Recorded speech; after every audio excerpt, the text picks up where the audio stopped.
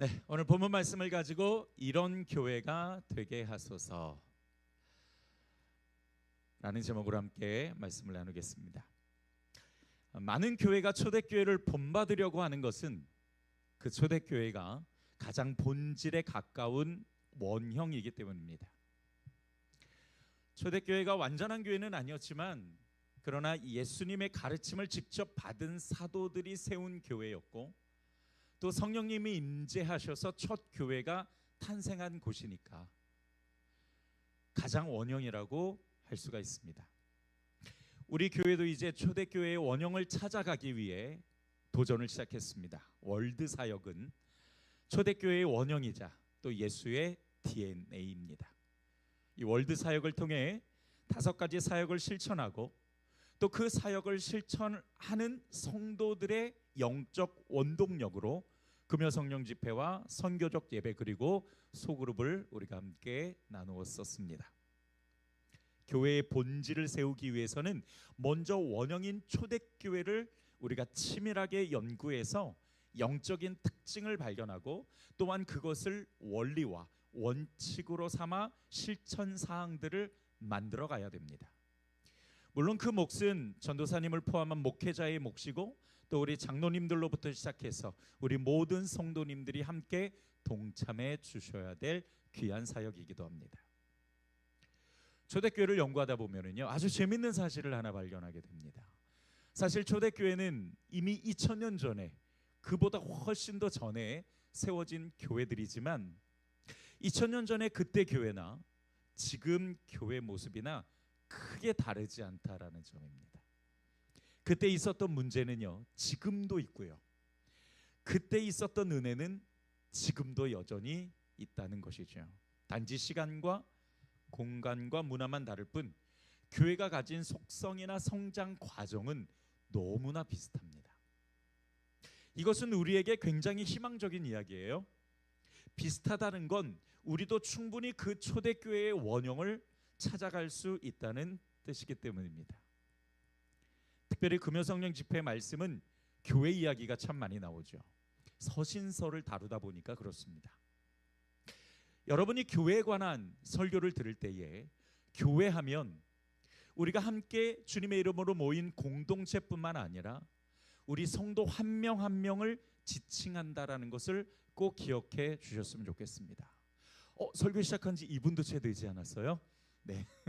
자, 벌써부터 피곤하신 분들이 이제 서서히 나타나기 시작합니다. 괜찮습니다. 피곤하시면 주무세요. 괜찮아요. 괜찮습니다. 대신에 맛있는 식사 한 끼만. 자, 우리 주에 계신 분에게 그렇게 고백했어요. 당신은 교회입니다.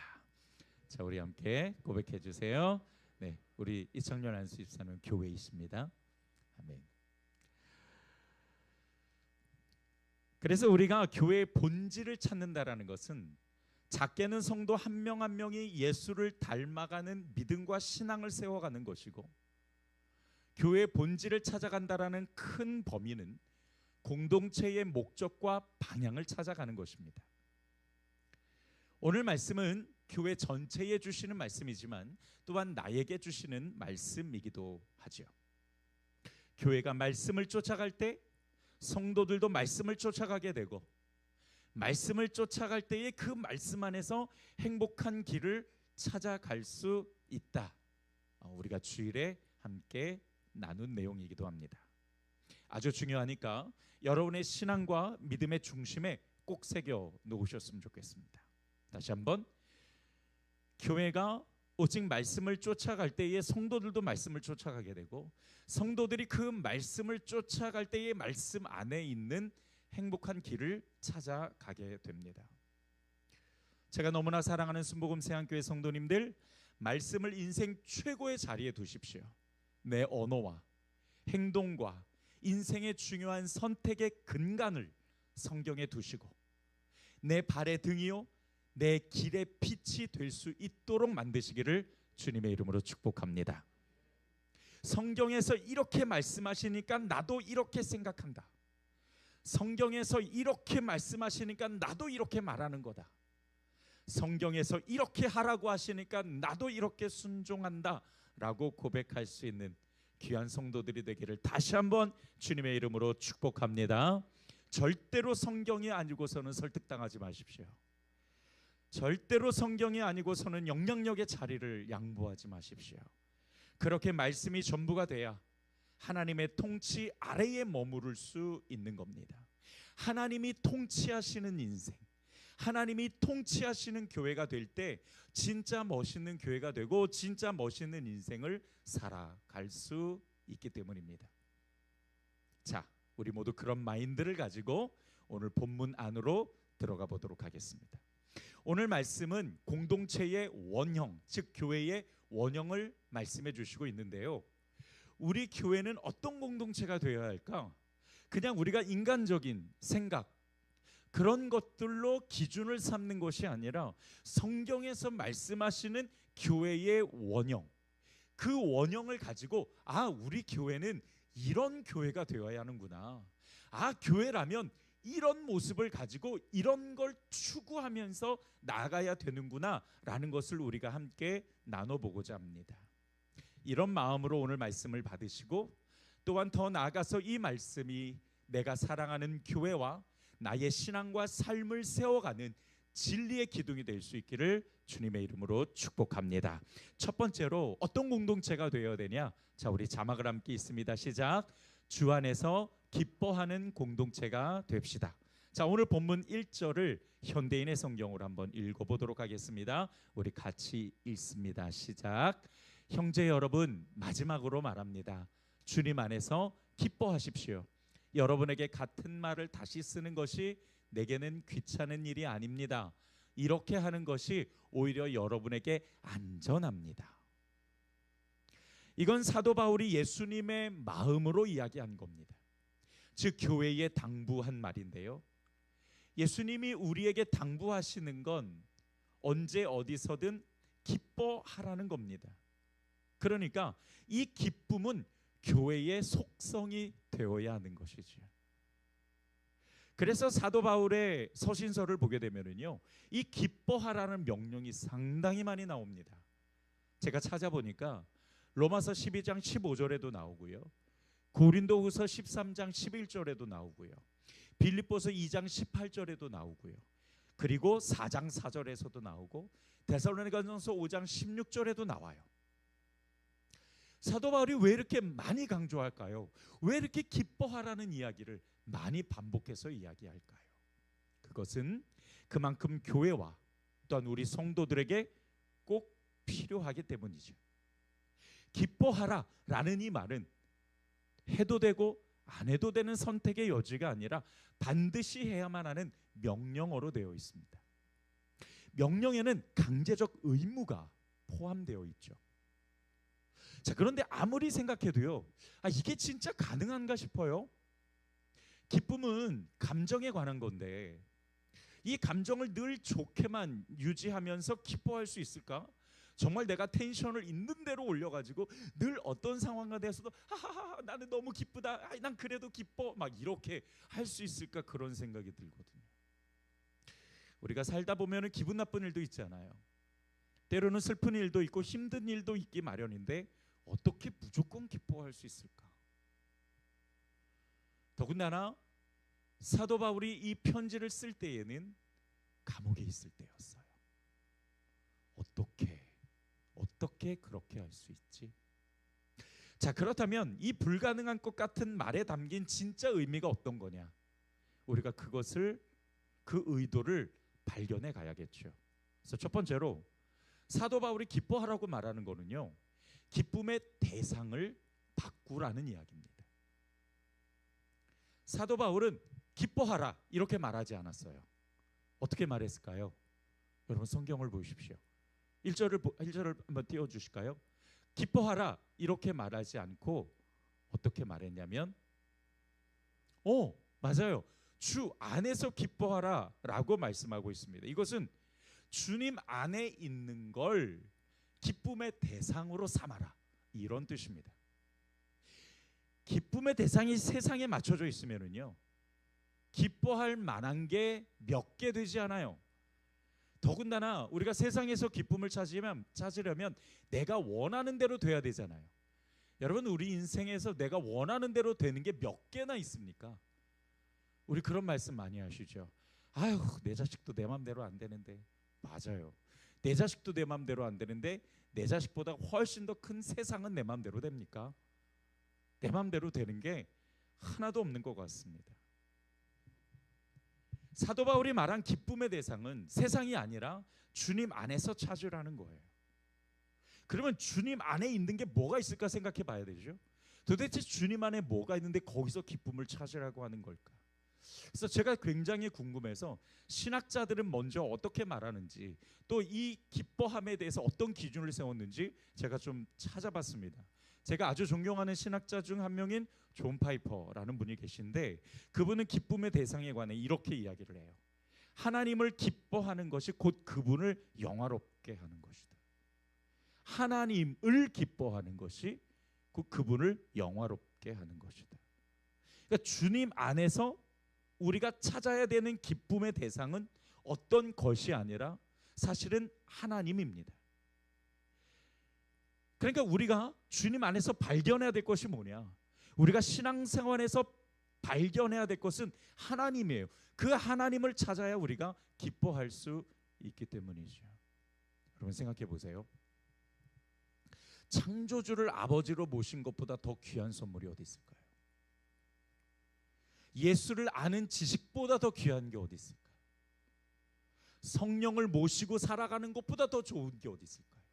그래서 여러분, 예수님은 너희에게 가장 좋은 것으로 줄 거야. 그 가장 좋은 것이 성령이야 라고 말씀하시기도 했죠. 하나님을 기뻐할 수 있는 건 기독교인만의 특권입니다. 이거는 아무나 누릴 수 있는 것이 아니죠.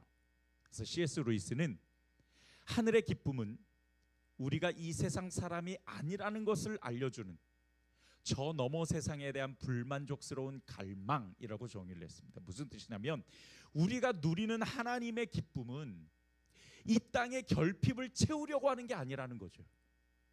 내가 이 땅에서 너무 많이 불만족스러우니까 그거를 하나님에게서 찾아볼까? 이게 아니라는 거예요. 그게 아니라 내가 하나님과 연결되어 있다라는 그 확신에서 진짜 그 기쁨과 짜릿함을 누릴 수 있는 거다라고 말하고 있는 겁니다. 여러분, 혹시 영적 기쁨을 잘 못 찾아가는 신앙의 형태로 내가 변해가는 것 같다라고 느껴지십니까? 그거는 내 기쁨의 대상이 영적인 것 하나님에게서가 아니라 세상으로 흘러가고 있다라는 증거이기도 해요. 그럴 때는 빨리 방향을 바꿔야죠. 기쁨의 대상을 세상에서 하나님으로 옮겨야 합니다. 우리가 기뻐할 수 있는 하나님 또는 하나님에게서 나오는 영적인 것은 엄청 많아요. 제가 몇 가지만 뽑아봤습니다. 주님 때문에 얻은 구원과 영생이 있죠. 하나님의 자녀가 돼서 하나님 나라를 기업으로 물려받을 수 있는 소망이 있죠. 언제든지 내가 주의 이름을 부를 때 때를 따라 도와주시는 은혜가 있죠.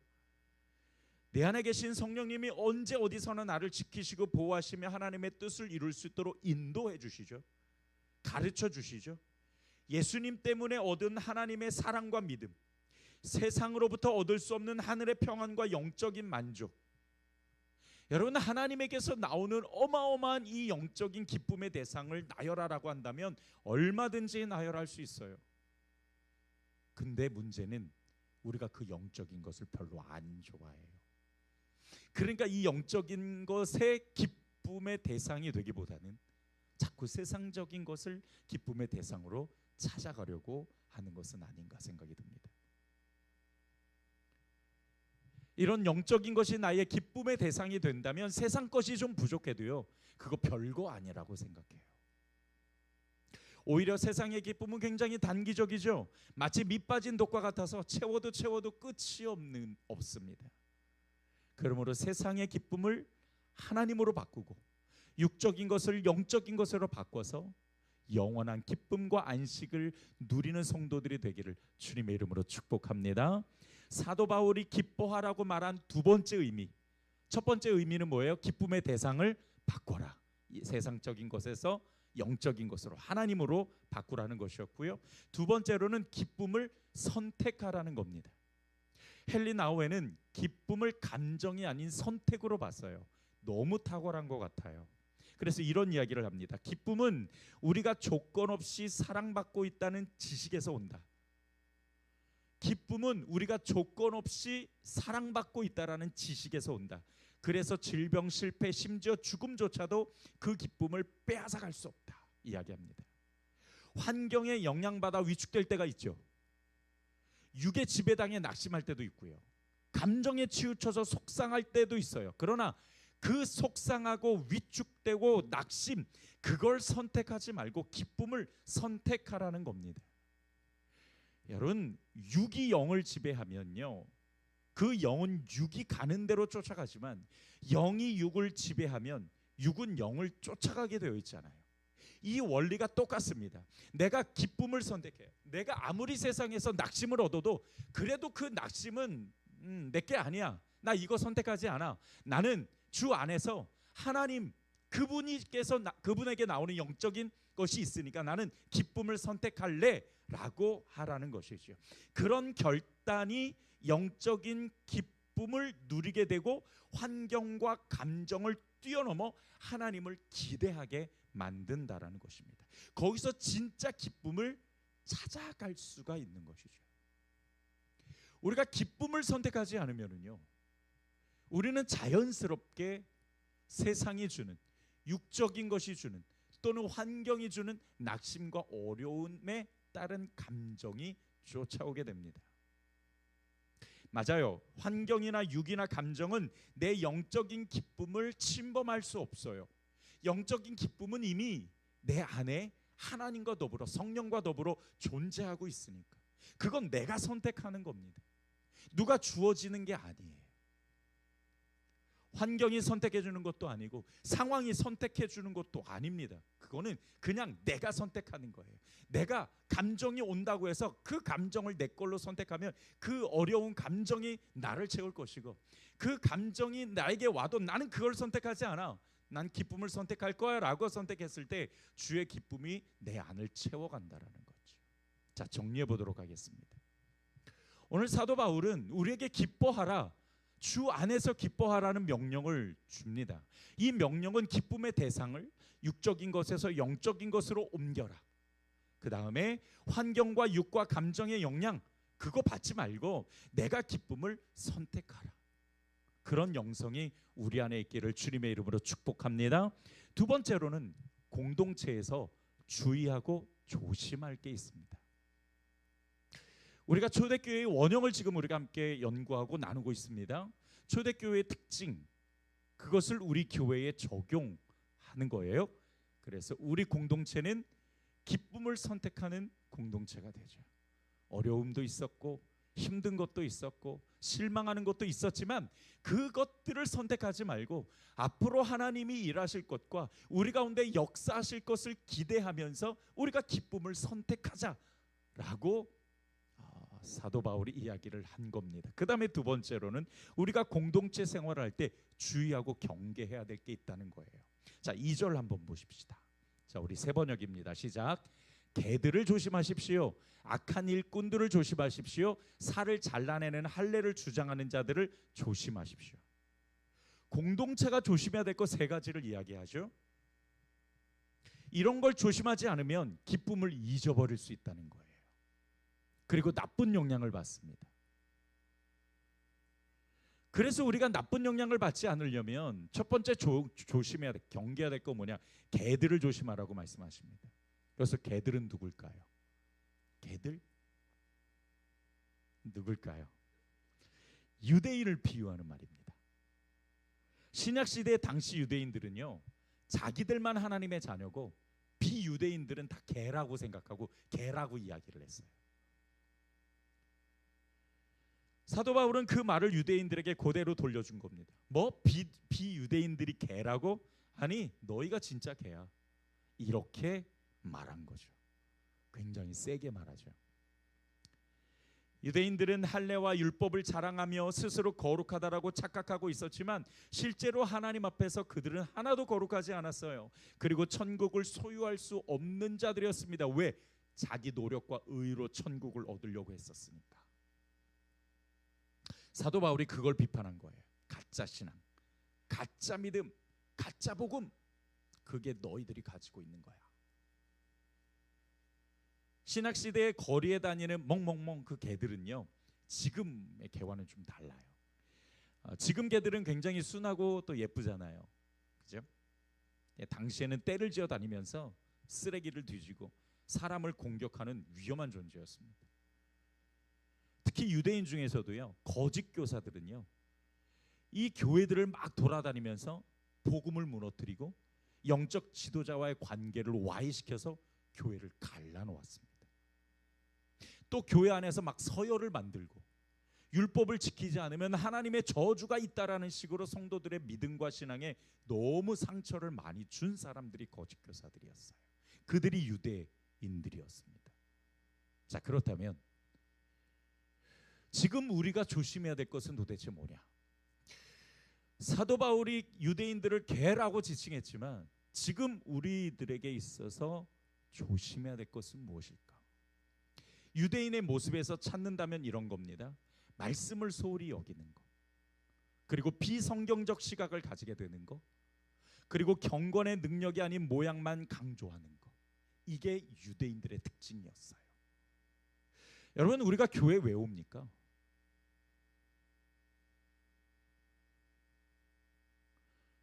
김태형 원사님, 대답을 하지 마세요. 교회 왜 옵니까? 대답하면 어렵잖아, 그죠? 여러분, 교회 왜 오십니까? 속으로 한번 대답해 보세요. 예배드리러요, 기도하러요, 여러 가지가 있겠죠. 교회는요, 예수 닮기 오기 위해 오는 겁니다. 초대교회가 그랬듯 그들은 말씀에 몰두해요. 기도에 전념해요. 예배를 통해서 하나님을 경험해요. 왜? 누구를 닮아가려고?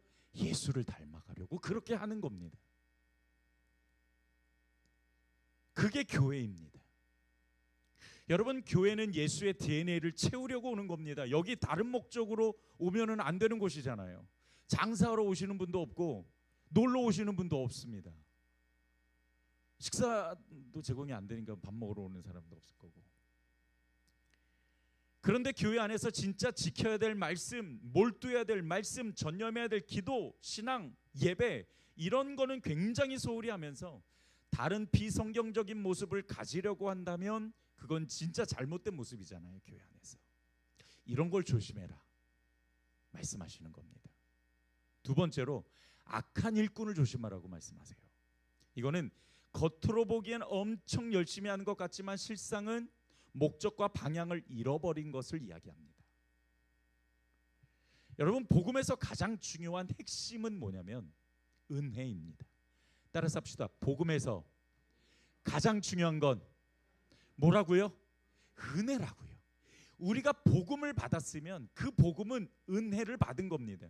은혜는 받을 자격이 없었는데 받았다라는 뜻이에요. 그러면 자랑할 게 있습니까? 내가 복음을 자격이 있어서 받았으면 자랑하셔야죠. 그러나 내가 복음을 받을 때, 구원을 받을 때 아무 자격도 없이 받았어요.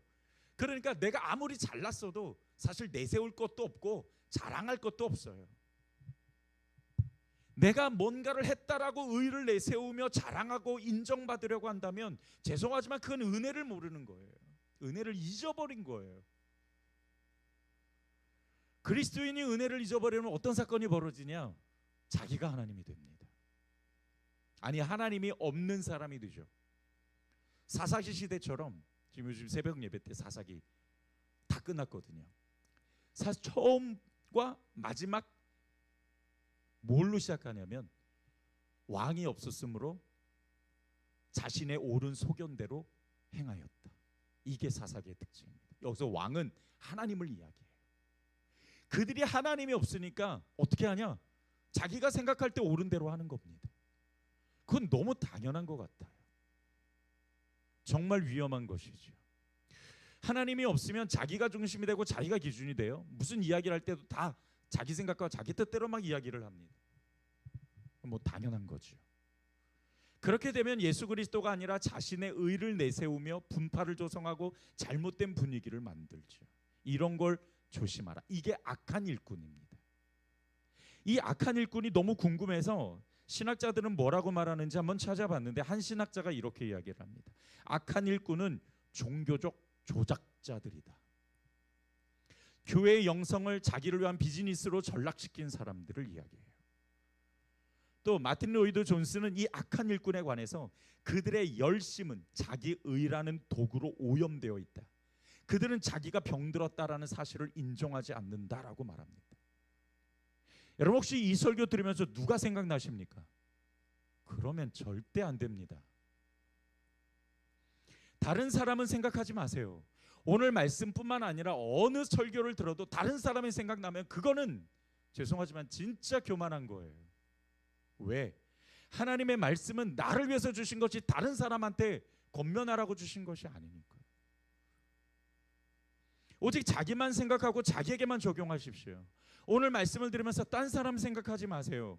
우리 교회는 이런 사람이 없어야 합니다. 중요한 건 내가 그렇게 되지 않아야 된다는 것이죠. 그래서 늘 이런 설교를 할 때 참 조심스러워요. 하지만 성경이 말하고 있는데 내가 뭐라고 그냥 넘어갈 수는 없죠. 그러니 여러분도 다른 사람을 생각하지 마시고 자기만 생각하세요. 말씀은 나에게 주시는 메시지지 다른 사람에게 적용하라고 주신 것 아닙니다. 적용하고 싶으세요? 죄가 하나도 없을 때 하세요. 그렇지 않다면 나에게 적용할 수 있어야 합니다. 철저하게 자기만 돌아보십시오. 내가 이 말씀에 거스르는 것은 없는가? 있다면 도대체 내가 제거해야 될 것은 무엇인가를 스스로 돌아볼 수 있어야죠. 그래야 말씀이 나를 만들어가고 그래야 하나님의 통치 아래에 머물러 있게 됩니다. 그게 바로 복 있는 사람이에요. 말씀으로 깨닫고 자기를 돌아보고 행동을 고치고 또 내가 회개의 영성을 이뤄가면서 성숙한 예수 그리스도를 닮아가는 것, 그것이 복 있는 사람이거든요.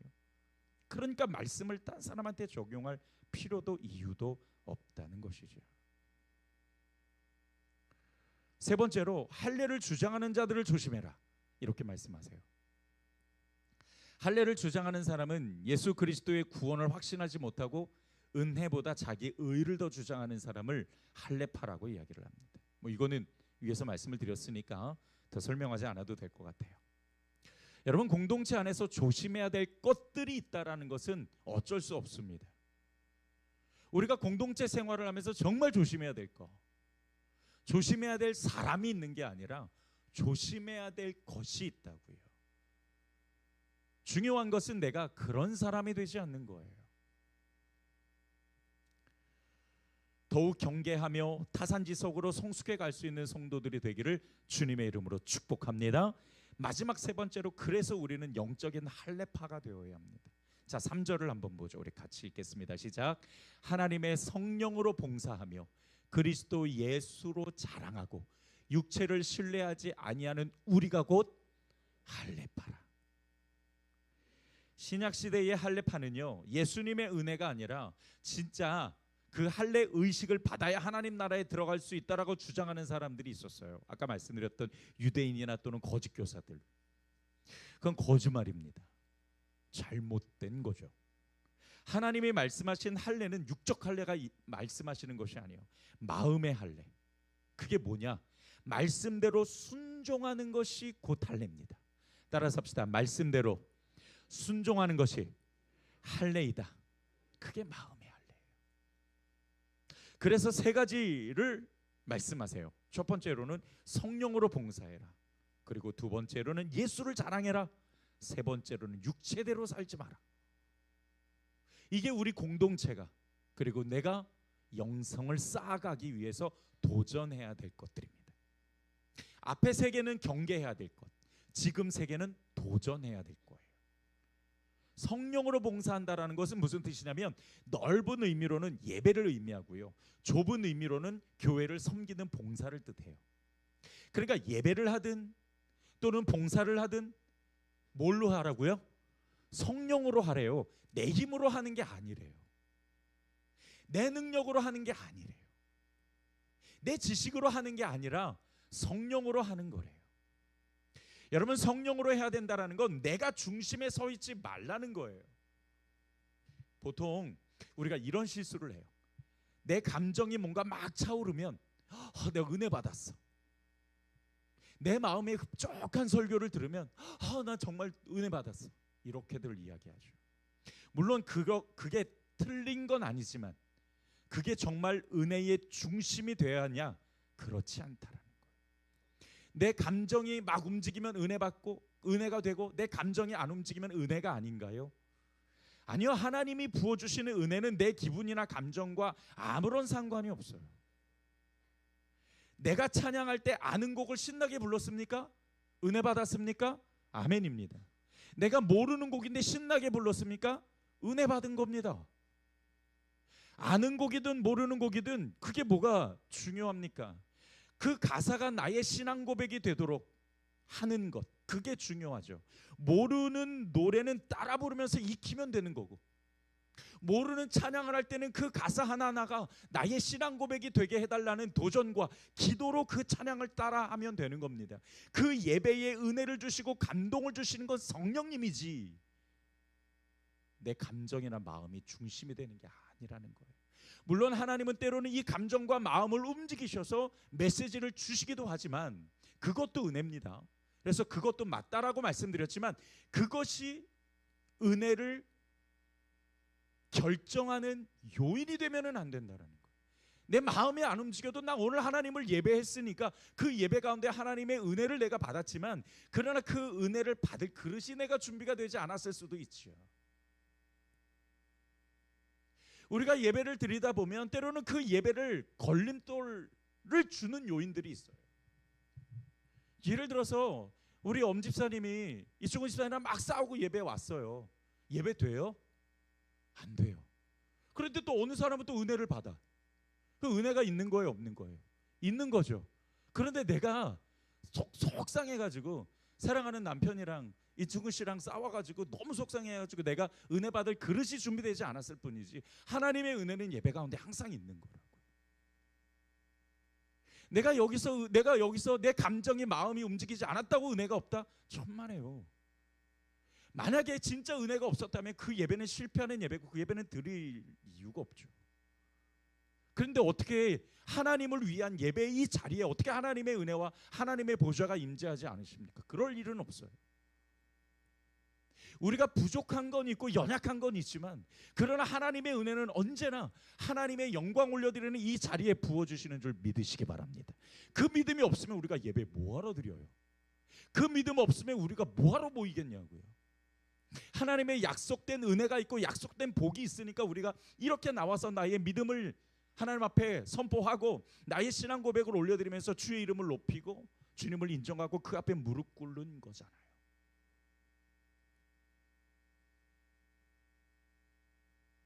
내 마음에 채워진 게 없다고요. 잘 생각해 보면은 뭐 문제가 있을 수 있죠. 그날 설교가 유난히 어려웠다든지 그날 유난히 좀 피곤했다든지 그런 이유는 있겠지만 그러나 하나님의 은혜가 없을 수는 없어요. 내 마음과 감정이 예배의 중심이냐? 아니다. 어떻게 예배하라고요? 성령으로 예배하라고요. 어떻게 봉사하라고요? 성령으로 봉사하라고요. 하나님이 공급하시는 힘으로, 하나님이 주시는 언어로, 하나님이 주시는 방향으로 내가 봉사하고 예배하면 됩니다. 그런데 자기 감정이나 마음이 중심이 되면 이렇게 돼요. 정리해보면 마음이 흡족하면 은혜를 받은 거고 마음에 만족함이 없으면 은혜 받은 게 아니니 시큰둥해지는 예배? 그런 건 없다. 예배와 봉사의 중심은 내가 아니라 누구시다? 성령님이시라는 거예요. 꼭 기억하셔서 하나님이 찾으시는 참 예배자가 되기를, 참 봉사자가 되기를 주님의 이름으로 축복합니다. 두 번째로는 예수를 자랑해라, 그렇게 말씀하세요. 우리가 자랑하고 드러내야 될 것은 나의 의가 아닙니다. 예수죠. 예수만 자랑하고 예수만 드러내는 우리 성도들이 되기를 주님의 이름으로 축복합니다. 마지막 세 번째로 육체대로 살지 마라. 내 영이 원하는 대로 사는 영적인 삶이 되어야 한다라는 것이죠. 여러분, 우리 안에는 늘 그 두 개가 있어요. 육체적 본능과 영적 본능. 우리의 영은 하나님으로부터 왔으니 이 영의 본능은 하나님을 쫓아가려고 하고, 내 육신의 본능은 부모로부터 받았으니 자꾸 죄를 쫓아가려고 하죠. 이 두 개의 대세가 어떤 걸 선택해야 될까? 당연히 우리는 성령을 선택해야 됩니다. 육체대로 살지 마라. 육체의 본능과 육체의 즐거움과 육체의 쾌락을 위해 살지 말고 정말 영적인 그 기쁨을 가지고 성령이 이끄시는 대로 살라는 것이 우리에게 주시는 세 번째 명령입니다. 자, 말씀을 정리하죠. 초대교회의 원형은 기뻐하는 교회를 세우고 기뻐하는 성도가 되는 것입니다. 기뻐한다라는 것은 감정이 아니라 기쁨의 대상을 하나님으로 바꾸고 환경과 육과 감정을 뛰어넘도록 기쁨을 선택하라는 거죠. 환경과 육과 감정에 지배당하지 말고 그것들이 주는 감정을 선택하지 말고 우리는 기쁨을 선택하라는 겁니다. 두 번째로는 조심할 걸 말씀하셨어요. 우리가 조심해야 될 것들 세 가지를 여러분께서 잘 기억하시고, 무엇보다도 우리 가운데 비성경적인 것들, 그리고 우리 스스로 말씀을 먼저 돌아보는 사람이 되어야 한다는 것. 세 번째로 성령의 인도하심을 받으며 예배와 그리고 섬김과 그 모든 것들이 항상 성령이 중심이 되어야 된다는 것. 여러분 꼭 기억하시고, 우리가 예수를 자랑하고 우리가 영적인 삶을 살아내는 우리 귀한 성도들이 되기를 주님의 이름으로 축복합니다. 기도하겠습니다. 좋으신 아버지 하나님, 초대교회의 원형을 우리가 함께 보았습니다. 아, 교회는 이렇게 되어야 하는구나.